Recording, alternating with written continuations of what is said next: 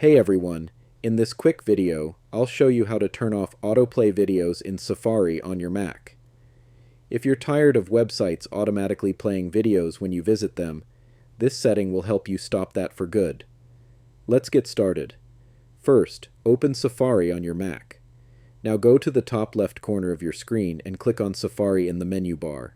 From the drop-down, select Settings. Once the Settings window opens, click on the Websites tab at the top.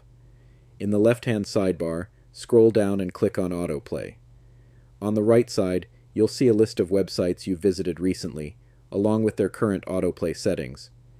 You'll also see a drop-down at the bottom that says When visiting other websites. Click that drop-down and choose Never Autoplay.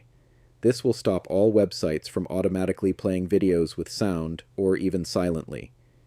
If there are specific websites where you want to allow or block autoplay, you can customize each one individually right in this list. And that's it.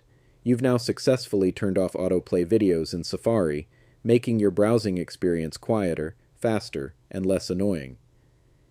If this video helped you out, make sure to give it a like and subscribe for more helpful Mac tips and tricks. Thanks for watching, and I'll see you in the next one.